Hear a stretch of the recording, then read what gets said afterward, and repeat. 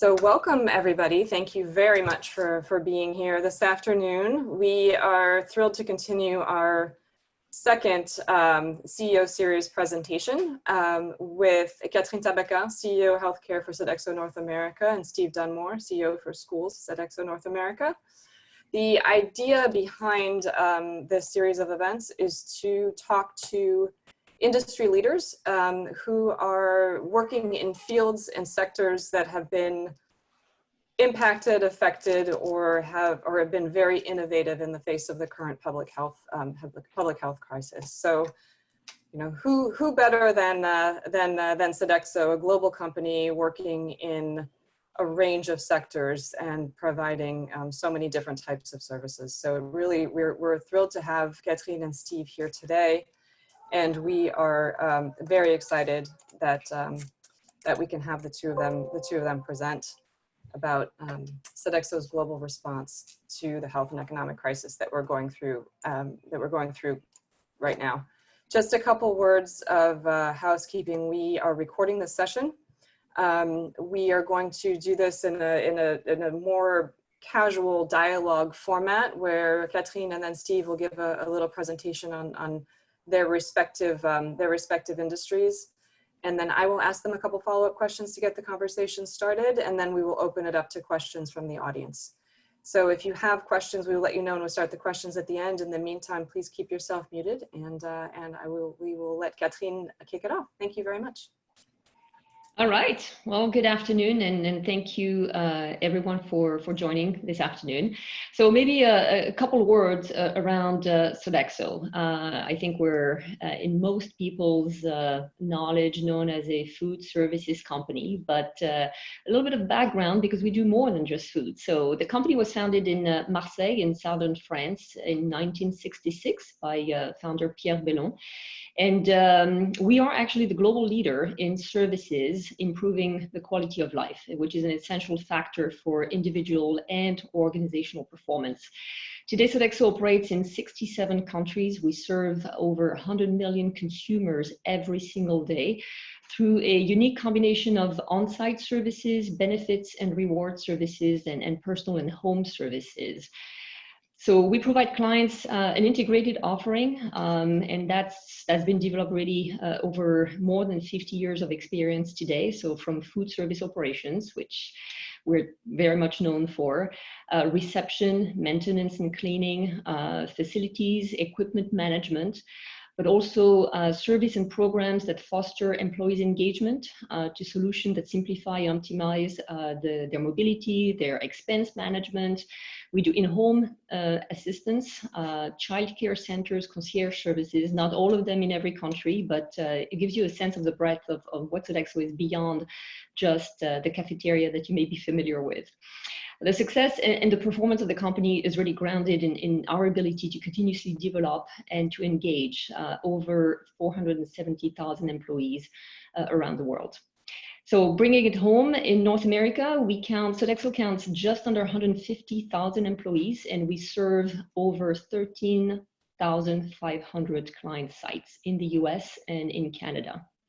And in Chicago, bringing it even closer to home, Steve has 174 Sodexo team members who provide services to close to 350 schools in Chicago. And for healthcare, we are 350 employees strong and providing services to 10 hospitals, some of them with multiple locations in the Chicago area.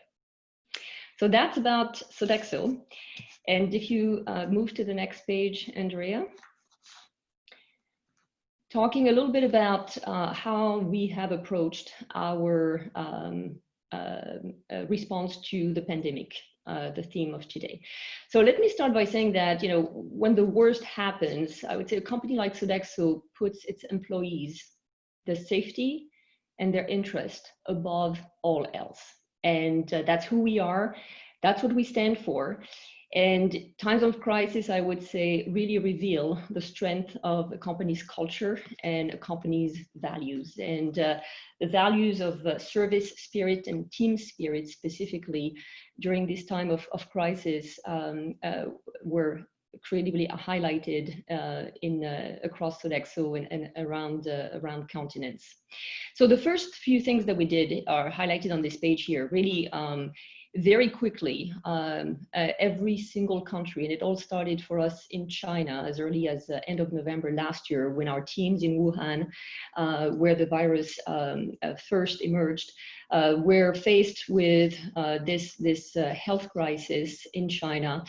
And soon as the virus started to spread across Europe and subsequently in the US, every single country established what we called an emergency response team. It was really around making sure that we have locally teams that listen. I mean, the number one priority was to listen to what's happening and act very quickly, organize. The benefit of the local teams coordinating with a region team and subsequently to the global team brought us really the ability to very quickly go around the world and learn from one another in terms of what worked, what didn't work, what were some of the measures that were being taken, either from a government perspective and or from a health system perspective, which was obviously quite effective around the world. So that was really one of the things that was done very, very early on and worked extremely well across the company. We learned a lot and continue to learn since we're still going through this. The second thing, and very true and core to our values in Sodexo, is safety. And we can't, be at the service of those communities that we operate in if our teams are not able to work. So safety of our employees was absolutely critical. Making sure that they have the PPEs, the personal protective equipment, so that they can operate and surrounding them with everything that was needed in order for them to perform their duties for those operations and those sites that were still open, because we'll talk about that as well. I'm sure a lot of the sites that Sodexo operates are today still shut down for most. The one big thing that we did, which was again, all about putting our employees first, was making sure that as some of the sites shut down, right? I mean, schools, Steve will talk about it, universities. I mean, you all know, the stay-at-home order that was put in place really created a lot of strain on some of the facilities that we operate. So what we did very quickly was to offer the opportunity to those employees that were affected by the site closure to actually be redeployed to the extent that they could or wanted to work in those segments of Sodexo that were still very active and quite busy. Healthcare is one of them, obviously, but our senior living community, our government business, as well as some sites that were not necessarily active in the way they used to be, right? Our sports and leisure convention center, but some of them, as you probably have read in the press, were transformed into surge capacity centers, and our kitchens were still being used. And I'm sure Steve will talk about what we've done in the community as well, leveraging our assets, right? Our people, our kitchen, to support the community during those trying times. So we've redeployed employees where we could, sometimes in different locations. We have very committed and loyal employees that will step up. And I will almost say the worse the crisis, the more they actually step up and will go to the front lines to support. What we've also done is for those that couldn't or didn't want to work in high-risk environments, we also assisted our employees to temporarily look for employment with other companies. So the grocery industry, grocery stores, obviously was quite active as well during this time, or is quite active, and we've allowed and partnered with large organizations in order to find temporary roles for our people rather than leaving them out of employment. One thing that Sodexo did very early on was really to think through, some of the teams that were still on the ground that would get exposed, could get exposed, get sick. And we extended the paid sick leave in the US, an additional 2 weeks paid sick leave for employees that would contract the virus while at work. And that was again, it was all about putting the employees first and making sure that we do the right thing by our people. And globally, Sodexo established a 30 million euro employee relief program. And this is really money that's going to those employees that are affected by their site closure, and it's a monetary compensation, always too little, but the minimum that we could do, I would say, in order to support those employees that are out of work today. So this is very high level. The measures that were taken from a global, global Sodexo, and specific also here in the United States, as we started dealing with coronavirus in the US. So specifically to our healthcare environment, if you flip to the next page. First, I'd like to take the opportunity to really extend a big thank you to all healthcare heroes in the Chicago area and across the country. Some are more visible than others, but everyone is critical in helping us fight that invisible enemy today. So in healthcare, our teams have been, you would imagine, right at the forefront of the pandemic, alongside caregivers, alongside clinical teams. And again, all started in the East, in China, through Europe, New York City, that was hard hit, and I'm sure you all saw the press and the news, but also in Chicago, right? So across the US, Canada, and from our learnings from other geographies, the first thing I would say in healthcare is that the communities have been hit very differently. Some of them quite hard, some of them haven't really seen, healthcare providers, some of them only saw a few cases when others were overwhelmed with patients. But whether you work in a public health system, or whether you're in a more private health system like in the US, interestingly, the consequences for a healthcare provider have been quite similar from an emotional perspective, from an operational perspective, and from a financial perspective. From a financial perspective, I'm sure you all read enough in the press around obviously the CARES Act. Some of the money that has been transferred to support health systems in this country. But the biggest strain comes from the cancellation of elective procedures for hospitals. This is one of the sources of revenue for a hospital, and the cancellation in mass, abruptly and very quickly. Cancellation of those procedures really created a financial strain on health systems.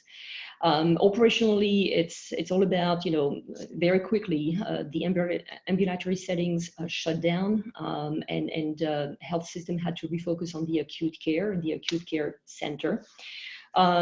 They all had operationally to deal with shortages of PPE. We've all read and heard a lot about that. Our teams were very much at the forefront of that.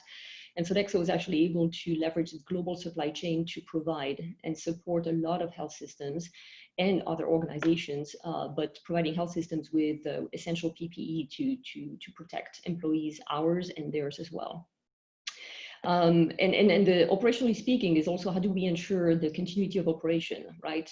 Both from a financial and operational perspective, we've seen hospitals anywhere from 30% down in revenue to 70% down in revenue over the last 3 months, right? So the impact is quite severe, varies in terms of the severity of it, but again, similar in terms of measures that have been taken.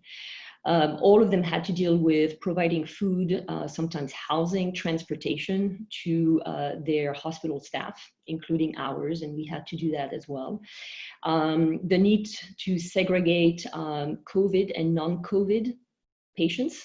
Right? It's not only people that had COVID that were going to the hospitals, some emergency procedures needed to take place. How do you make sure that you segregate the populations? And for us, for the services that we provide, that really meant, how do we make sure that we step up, right, in terms of disinfection, infection control, as well as equip our team, revisit our protocols, and help our teams really sort of make the difference and adapt and approach a patient room differently than the cafeteria area, for sure. We had to organize, and hospitals had to organize for sanitation, disinfection, social distancing, How do you sort of quickly pivot in order to respect those norms and make people feel at ease? And the emotional part, I would say, is really around the strain, the emotional strain on the caregivers, the clinicians, and our on-site teams as well, right? It's the fear of not knowing whether you're going to take the virus home, right? The logistics, right? A lot of the nursing population in this country are still women. They also have a household where, again, they may fear that they will take the virus back. They have kids that couldn't go to school anymore, students that came back from campus or university and were at home, had to be schooled at home. So the logistics of this pandemic was much beyond. It affected the clinical teams and our teams much beyond the hospital sites, obviously. So it's looking at the whole person and how do we support them. So part of what we've done was to organize for our cafeteria and retail spaces in hospitals, for example, being shut down, right?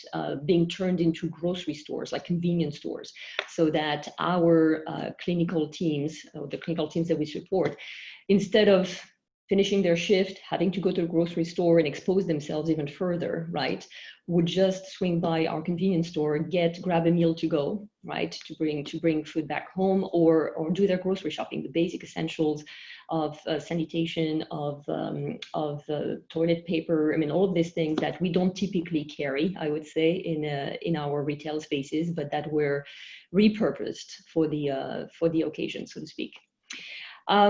Where I mentioned the supply chain a little earlier, I think a lot of what we've seen health systems and healthcare providers faced was really the quick adaptation and the adjustments that had to be made, from a supply chain perspective, from a capacity handling census-wise.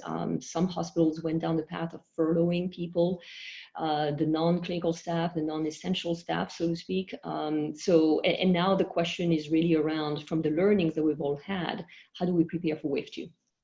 Because that's coming. The question is when, how, and how severe will it be? Turning to a bit more of the looking ahead, right? How do hospitals now rethink the care delivery and the care pathways? You still have a population today that is highly at risk, right? And that population has started to use telemedicine, which never really took off in the US before this crisis. Now it's become much more acceptable. And the real question here is, where will care be consumed going forward? So we are having conversations with health systems around, what patients do I bring back? Or what patients do I bring to the hospital, the acute care center? What patients do I see in an ambulatory setting? And what patients do I need to consult with at home for non-procedure type of care? Right, so it's rethinking how those the disruption that was created, and integrate that into the new normal, so that we take care of people in the best possible way, which has a consequence for us as well, in the sense that we operate mostly today within the four walls of the hospital. And the question in partnership with hospitals tomorrow is, what do we need to do with you, for you, outside of the four walls of the hospital? So that's where an asset such as our Comfort Keepers brand in the United States, where we deliver home care, is a strong asset to the company, in the sense that we already have a foot in the home of the patients of some of our clients. So looking forward to and currently working with a lot of health systems in this country to rethink how we support their care mission wherever care will be delivered tomorrow. The one thing, obviously, it's a very obvious one, but there is a fear today, obviously, of a care setting, right? And the notion of cleanliness, sanitation, even infection control was a focus from day one, hyper focus, I would say. And the need now, and what this turns into, right? So it was first a response, but what it turns into is, how do we restore the public and the patient confidence so that elective surgeries return? so that the revenue stream of the hospital stabilizes in a sense. So here again, working with health systems across the country to look into what they're thinking, what they're doing, and how we can support them with the protocols that we have and some of the partnerships that we have to restore that public and patient confidence. And the one thing that we all will be living with is the long-lasting effect of all of the deferred, elective, and non-urgent care.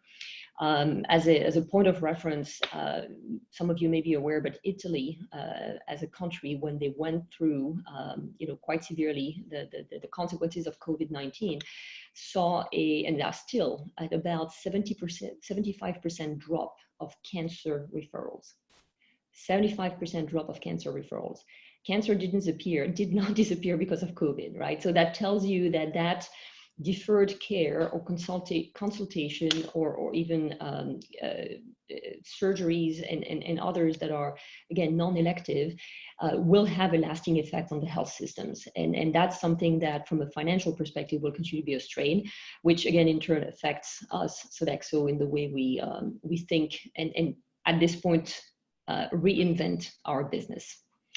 So that's for the healthcare side, and I'll hand it over to Steve to talk about the experience on the school side.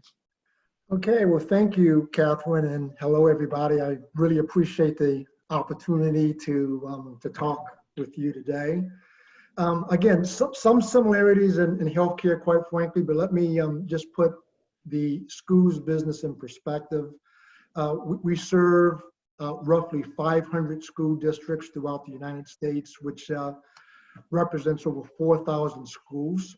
So in terms of the crisis, when schools started to close down beginning in March and through April and to ultimately most states and most schools are completely closed. So to put that in perspective, over 55 million students being impacted by this, our teams had to react in a very, very short time frame, and sometimes they would understand that the school closed on a Friday, and they had to develop solutions to begin some kind of service on that Monday. So they had the weekend to really think about how they were going to accomplish that task. And just kind of stepping back, I mean, once kind of the initial schools closed and then more schools closed. When you look at the portfolio of our business, 96% of our school districts provided some kind of emergency feeding, which is truly just a fantastic credit to our teams. And they had to leverage a variety of models to serve the need of not only the students in the community, but oftentimes extended to adults, to seniors, to homeless individuals in the community. So our teams really had to think very, very differently given the situation and some of the challenges that they had to deal with, including finding ways to develop makeshift food commissaries, often in school gymnasiums or open spaces, so that they could have the capacity to serve, I mean, literally tens of thousands of students.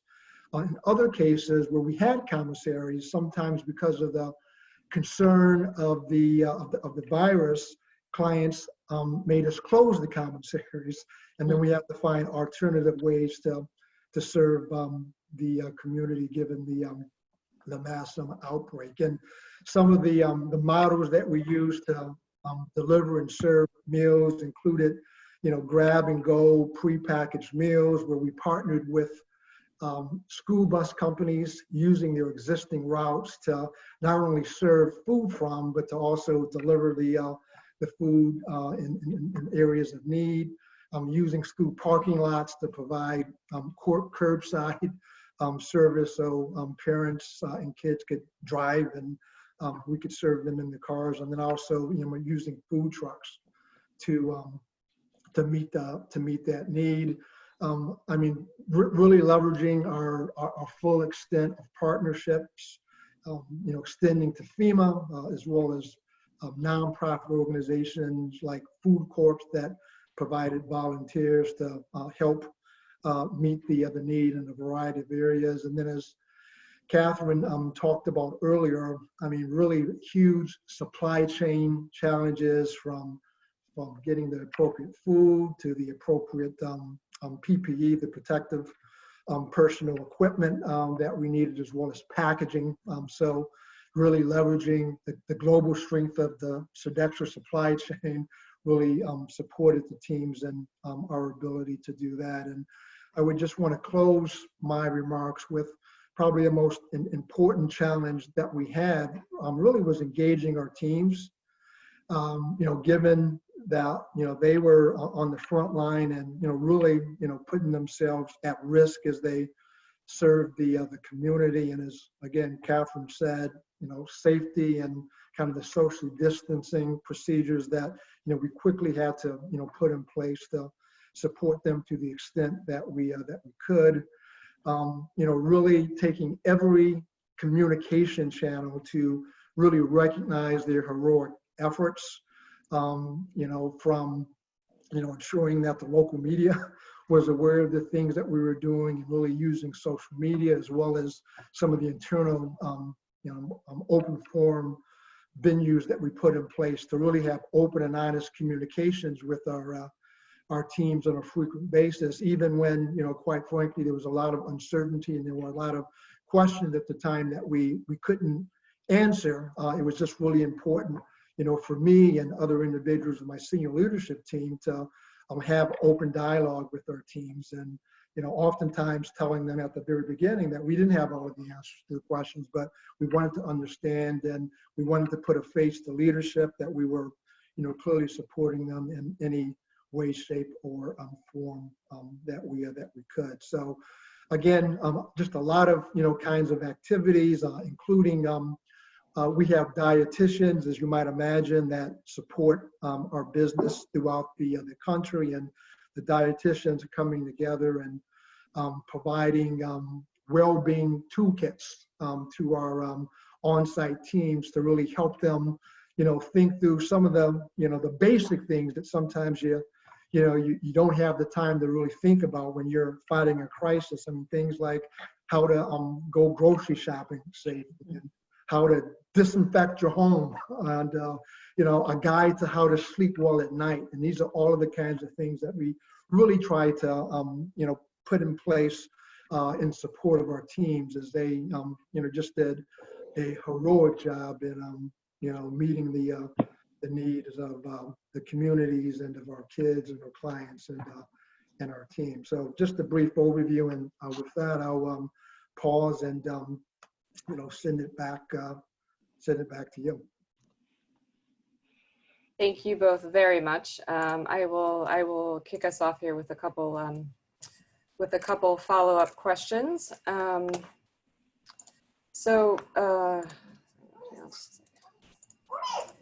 Yeah, thank you both. So Catherine, I'd like to start with you. Mm-hmm. You described the size and scope of Sodexo's healthcare business and just the general impact that the pandemic has had on the healthcare industry. What were some of the major challenges your team faced during this crisis? There were more than one, for sure. Yeah.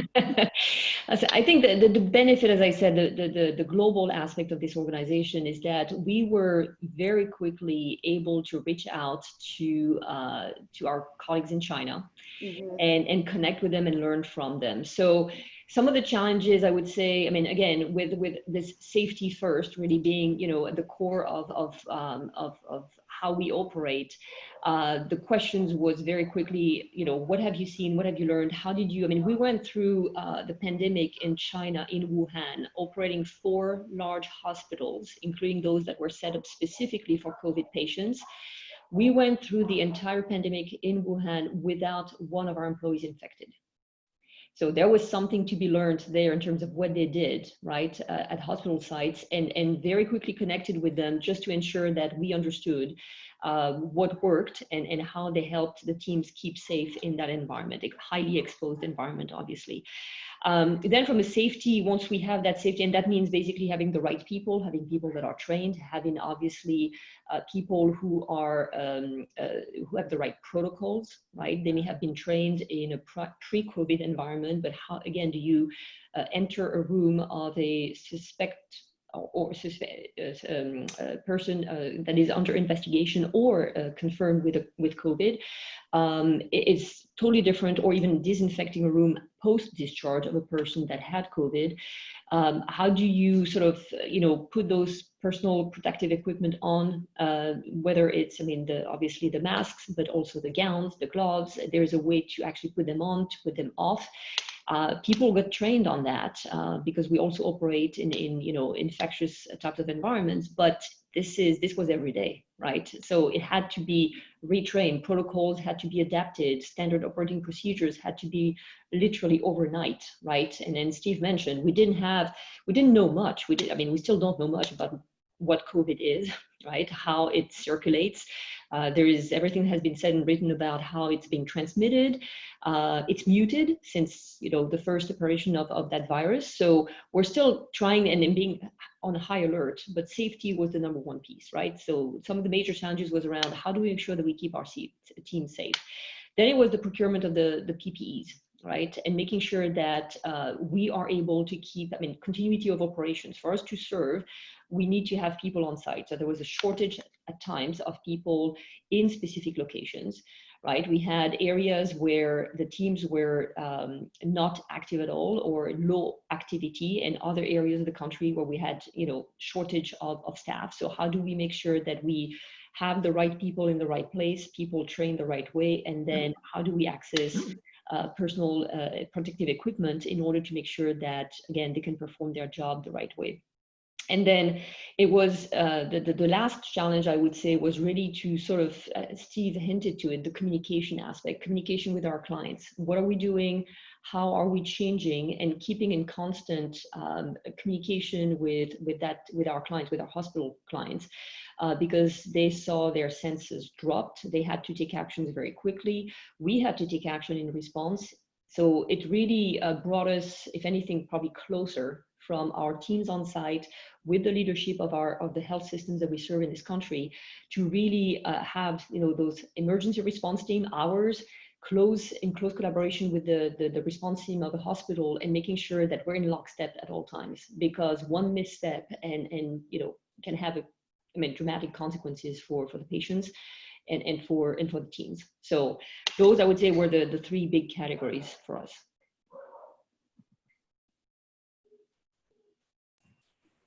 Thank you. We have a lot of questions from the audience that are already starting to build up here, so I just want to make sure to get through some of these other ones. So how, I guess I'll ask the two questions at once, and I'll let you decide how to answer them.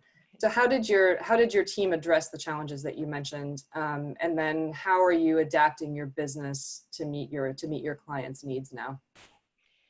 So I'll give a short answer to the first question. I think how we address the challenges, I partially mentioned it, but I'd say I'd probably summed it up in saying leading with our vision, our mission, and more importantly, with our values of team spirit, service spirit, and spirit of progress that are really at the core and I would say really tattooed on every Sodexo employee. So that means collaboration, that means best practice sharing, that means, again, coordinating and organizing recruitment campaigns between different business segments of Sodexo or industry that we serve, right? In order to, so we had an example of that was our general managers for sites in healthcare did videos to invite their teams, their colleagues in others segments of Sodexo to join them and support them, relieve them. Some of our team didn't go home for 3 weeks, sleeping in a hotel and working like, many shifts, not only one shift every day for 3 weeks in a row, trying to support patients. So it was really that agile response to the situation, to the client needs, and leaning on each other. So that was critical in terms of the response. How we're adapting the business, I think the first part is recognizing that our clients' business is changing, right? Recognizing the long-term changes that the way in the way care will be consumed in the US, and how health systems will adapt to a world where we live with COVID, right? So as I mentioned earlier, where is care delivered? Which patient will you see in an acute care facility? For what condition? What staff do you bring back into the office? I've had those conversations with C-suites and CEOs of health systems there. I mean, they actually had a lot of people working from home and it worked. So do I need the real estate, or is there a different model going forward? How do you stay connected to those that stay home, right? Those patients that may have a chronic condition but are at risk, and if they get exposed and at risk of an adverse reaction if they contract the virus. So it's first recognizing how do we adapt. It's first recognizing the changes and dramatic changes to our clients, right? Then leveraging our expertise, the learnings that we've had in other geographies, technology, data analytics, and really deriving insights from all of that in order to inform what will be the new normal. And thinking of it from a community perspective, right, from a consumer of health, from a patient perspective, those that are, again, chronically ill, and a caregiver or a nurse perspective. Again, those are populations and our teams, obviously, right? But if you think about the front lines and a bit of the theme of this, right, leading from the front lines and experience from the front lines, I would say if we've seen something happen during this pandemic is not only in healthcare, but people in the service industry and people that typically would be forgotten in the service industry were all of a sudden at the forefront and at the front of the stage, right, under the spotlight in terms of their contribution to fighting this pandemic. I mean, we have numerous examples of tweets and LinkedIn messages of the picture of one of our housekeeper in the corridor of a hospital with sometimes the CEO, the chief nursing officer, the COO, you name it, praising them for what they do every day, thanking them for being right there with them, you know, fighting it day in, day out, knowing that they're exposing themselves. And that's, again, the passion and the dedication of our team, which is fascinating. But again, first understand what our clients are going through, leverage our expertise, our learnings to think about, you know, looking forward, what do we want the business to be? And then it's really in partnership with health systems, working together with them to reinvent how healthcare will be delivered, where healthcare will be delivered, and consequently where we need to take our services to support health systems. Thank you. Steve, I have a couple quick questions for you, and then we'll turn it over to participant questions also. So your experience as CEO of the schools division has clearly been different from Catherine's. So you talked a little bit about the immediate impact of your team and all the schools across the country closed overnight, literally, or from Friday to Monday. Can you share some of the immediate steps that you had to take as a result of the school closures? And sort of as a follow-on to that, how does a large company the size of Sodexo's with a huge bureaucracy respond that nimbly and quickly to a crisis like this one? Yeah, no, thanks for the question. The first and foremost step that we have to take is really to determine how to feed, I mean, literally thousands and thousands of you know, students and kids and the community quickly and to keep them safe. And kind of the process that, you know, we had in place is that we had cross-functional teams. We called them crisis teams that were all at all levels of the organization. I mean, globally, North American, across segments, and then clearly at the schools level, so that there was a free flow of information from top to bottom. And then we were able to centralize really some of the key information that came out of these crisis teams kind of work and understanding and sharing of best practices, so that our teams could easily access it through our internal you know, websites that we have.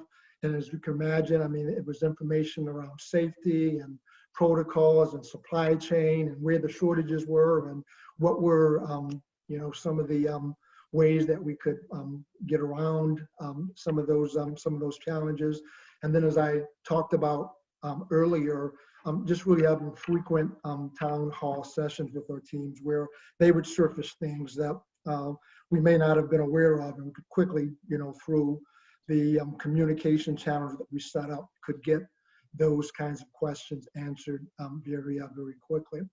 And I would say the second major challenge was, we are a mission-driven company, and we have very strong values, but we also have a financial responsibility.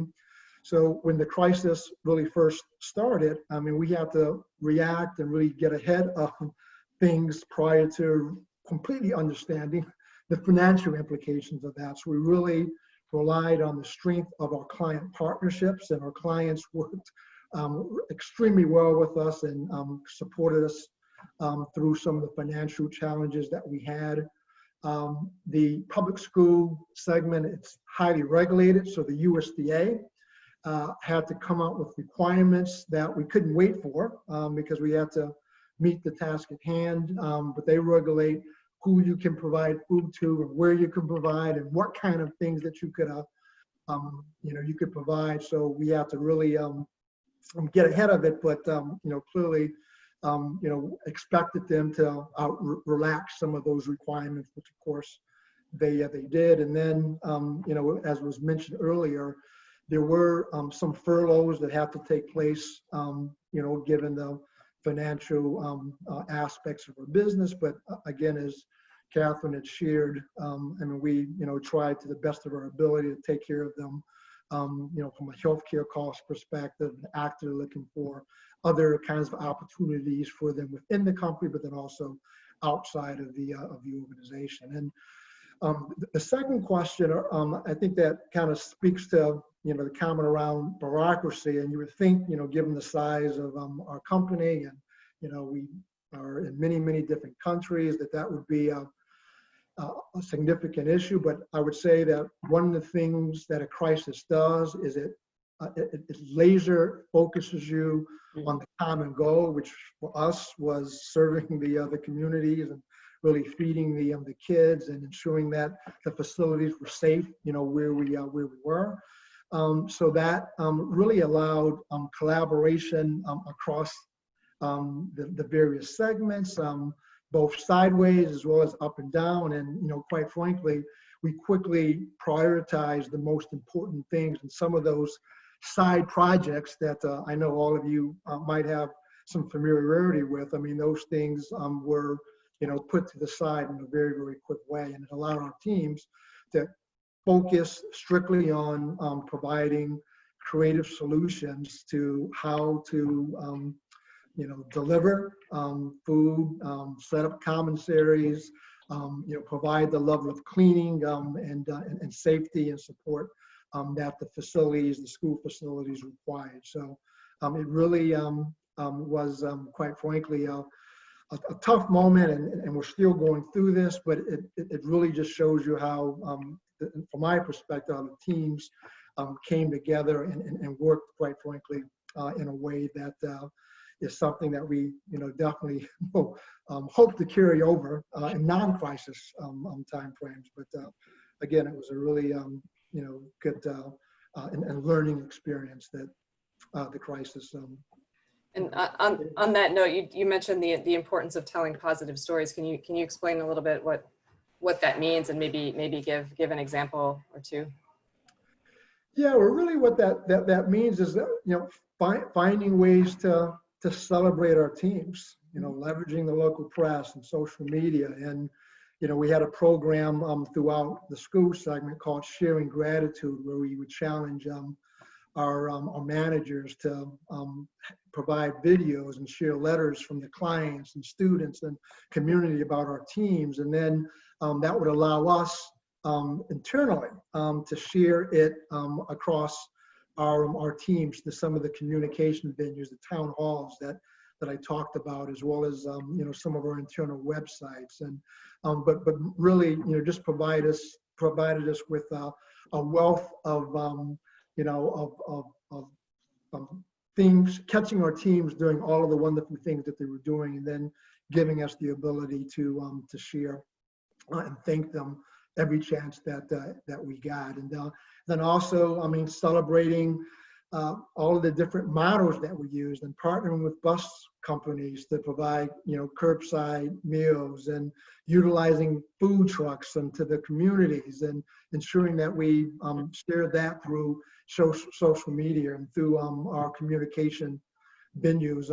When we set up virtual cooking classes for students and parents that, of course, were stuck at home, which really provided opportunities to share the great things that our teams are doing, and also clearly all of the partnerships that we established with many nonprofit organizations, where they would provide just letters of recognition for working side by side by and with our with our teams. Thank you. All right, I'm seeing a few questions from the participants in the chat box here, so I'll go through a couple of those, and then we can open it up to anybody who has additional questions. How was your supply chain disrupted, and how did you address that? How did you remedy that issue? Well, I mean, probably the two primary things were, number one, packaging, right? Because, I mean, we essentially had to go, 100% packaging, and had to be packaged in the appropriate way. And then, as we talked about a little earlier, the face mask and, hand sanitizer, all of the PPE, types of things that our teams need to have on site and quickly.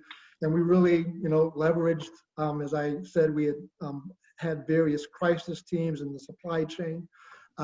Team members were parts of these teams at every level of the organizations, and they just did a fabulous job in either ensuring that we doubled down with existing providers of those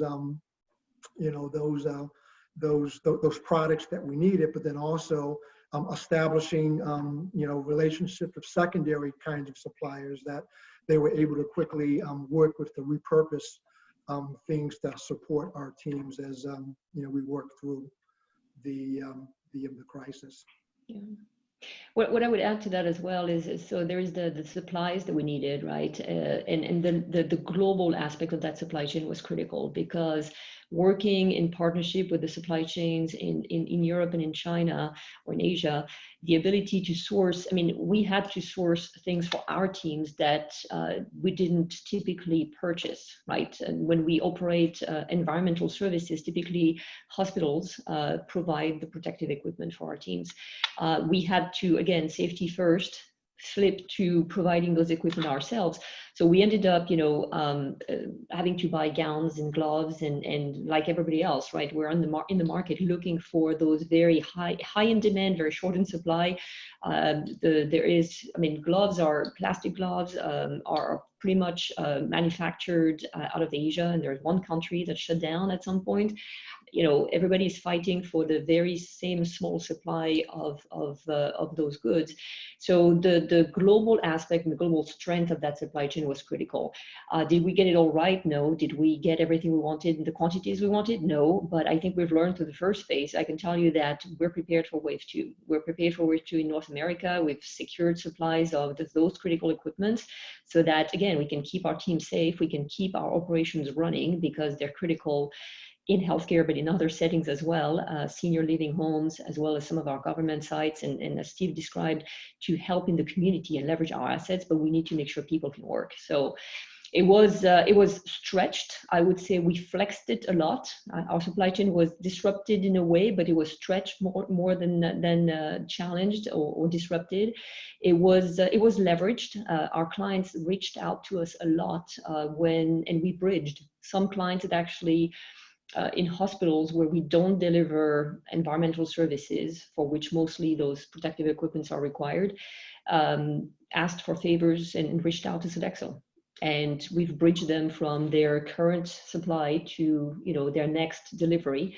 and working in partnership with GPOs, group purchasing organizations in the healthcare industry here in the US, to really coordinate and make sure that we we don't drop everything in one location, but we sort of put and distribute as evenly as we can in order to support the healthcare system. Did you see a digitalization of some of your activities or services that weren't previously? I don't know.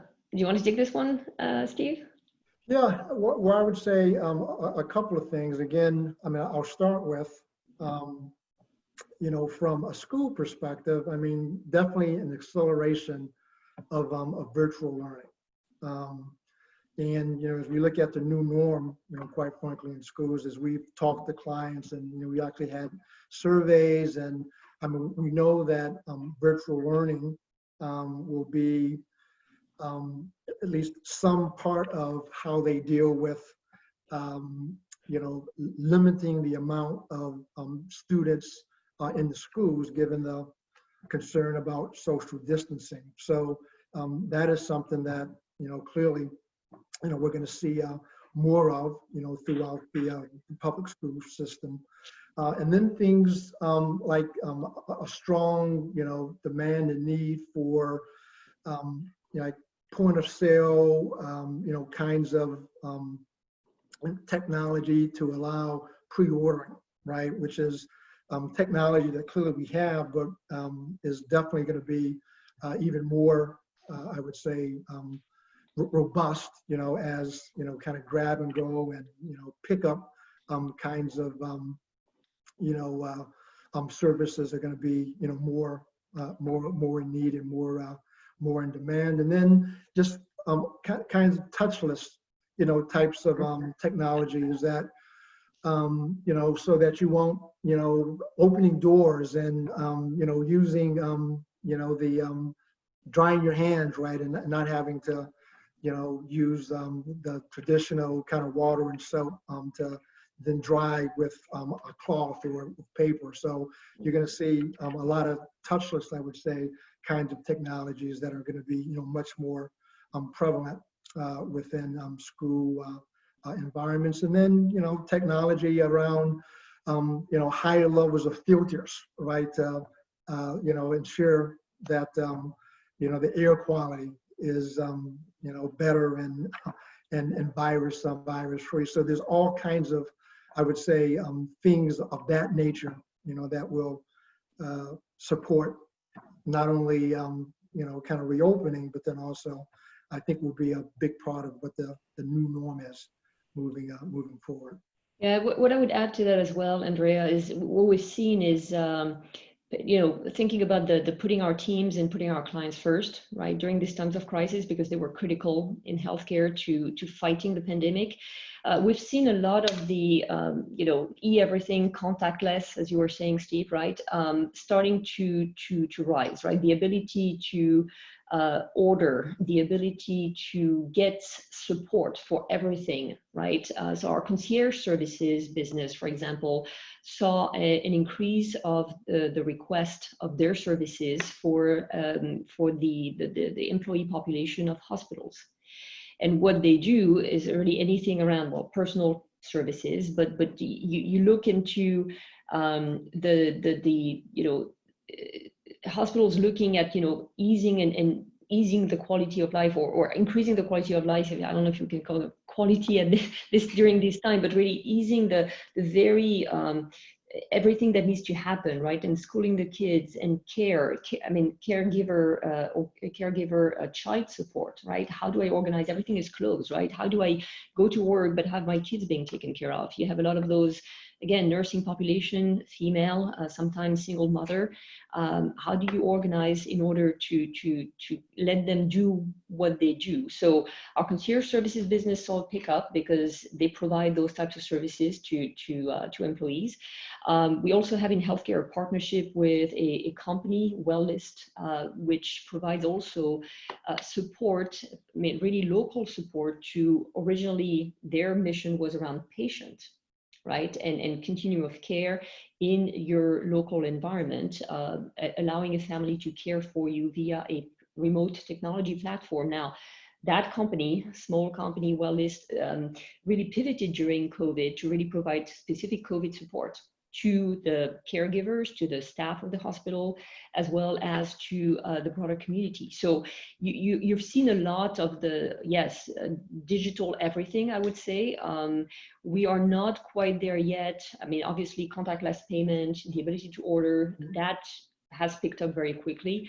But when I was talking about reinventing the way we deliver our services, right, bringing medically tailored meals to patients rather than having them coming to get the meals, for example, are things that will definitely, is part of how we're rethinking and reinventing our business, yes. As a follow-up, there's another question that actually is a good segue to what you were just talking about, Catherine. How do you, it's a question about food safety. How do you ensure that the food provided by your suppliers is safe and it is not contaminated by the time it actually reaches the patients, you know, on their tray delivered to their rooms in the hospital? Mm-hmm. Well, I mean, it's a question, to be honest with you, not only during COVID times. And there's a supply chain aspect to that. I would say it probably was even more critical during COVID times because of all of the restaurants that shut down. There was a lot of food donations. And, you know, obviously from a supply chain, there's a quality control of the suppliers, right? When the food is being delivered at the doorstep of the hospital and our teams have to take that in, whether it's in grocery form or whether it's pre-prepared form, it's obviously more for retail. There's still a notion of food safety, obviously, but from a patient perspective, when groceries were given away, how do you make sure that indeed the food is not contaminated? So this is a question that's really beyond, I would say, just COVID environment. This is true every day. And I would say there are two main things. There's the supply chain and the rigor and discipline around, you know, what we do and where we source. And then the second piece, and we had to pivot very quickly around the increase in number of donations of food, was really around the protocols and retraining our teams on what to do and what to not do. There is food that we could not accept and certainly not serve to patients. So because of the allergens, because of a lot of things that come into preparing a meal, particularly in a care environment.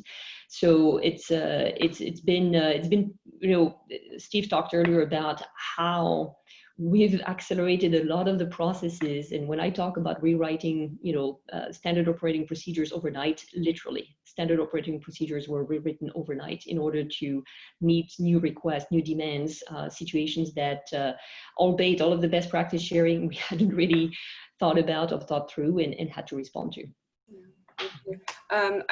We're a couple minutes after 3, but I'd still like to give a chance to the participants who are still with us to feel free to ask you any last questions if they have them. So if you do, please feel free to unmute yourself and ask a question. We're going over a little bit here, but this is an interesting conversation.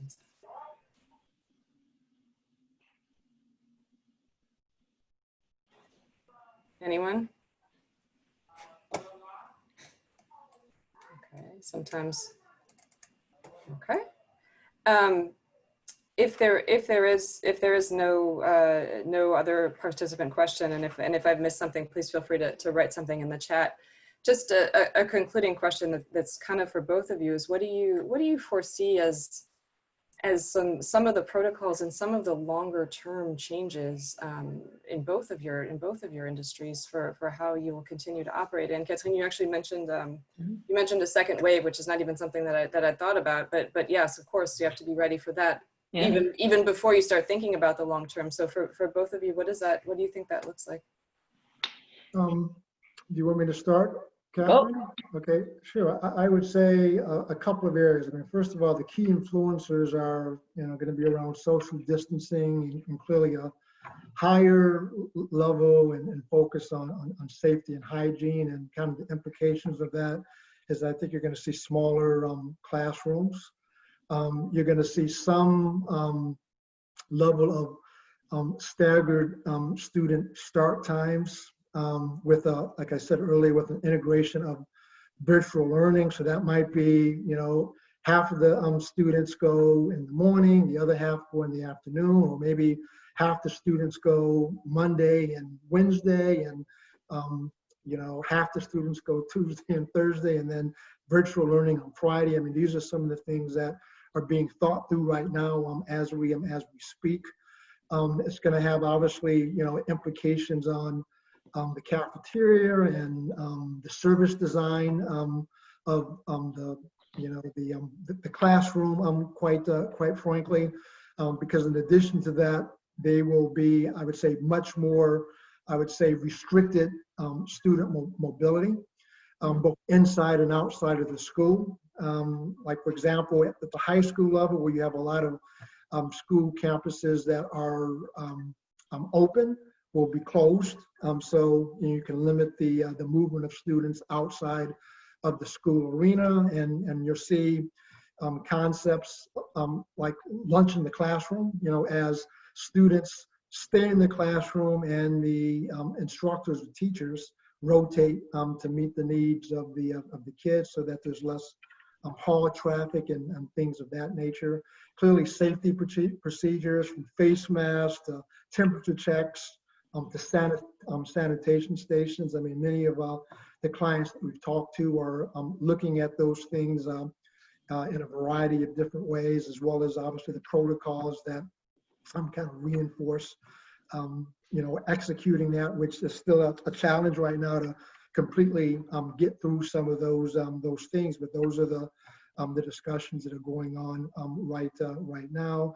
And then I would say just a higher level of expectation around crisis preparation. I mean, obviously every school has focus on crisis, particularly in the school segment. I mean, of late it's been around, unfortunately, I mean, there's been shootings in schools, and so there's a lot of focus on this, but this is a very different, kind of crisis preparation, that there will be an expectation that, clearly both the school as well as, providers and support companies like Sodexo will clearly be expected to help lead and ensure that, our schools are safe and, prepare for, what, this crisis is teaching us.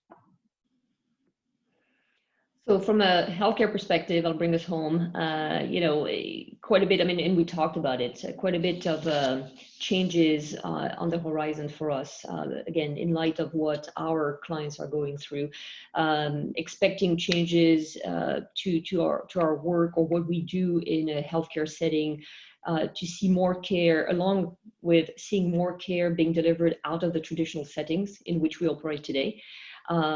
Probably different and new services, whether they're digital or not, that will be brought into the community directly rather than really on the care or the site of care. More probably focus on, and even more focus on, the caregivers, again, the unsung heroes, right? And those populations that have been really brought to the forefront in recent months and weeks, and how we support that population even more, not uniquely and solely during times of crisis. And alongside with what Steve was saying, the expectation around testing, around PPE, we're having conversations with clients around visitation policies in hospitals, right? If you expect acute care centers and the hospital as we know it to really be a place that cares for the sickest, right, and the more acutely ill patients, what they eat is different, if they eat at all during their length of stay. They're probably going to be there longer. When different types of care, non-urgent or not as critical care, may be delivered in other settings. So that really completely shifts what we do within the four walls.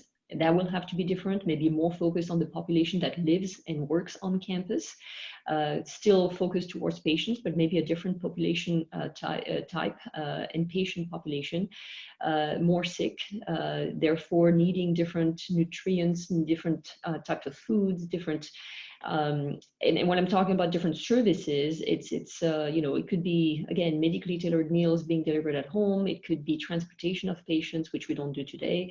It's through partnerships like WellList, extending the services of the hospital into the home and into the family of the patient. So there's a lot that will change going forward. And that's, I mean, I guess the exciting part is it's an opportunity and a once in a lifetime opportunity to reinvent who we are, what we do with the core strong backbone of this organization and the values that built it, 54 years ago, and that still are very vibrant, but an opportunity to actually make a difference in people's lives, improve quality of life of people, whether they're sick or whether they're working in healthcare or in any other environment, and meeting people where they live, where they work, where they play, and being there and enhancing that experience.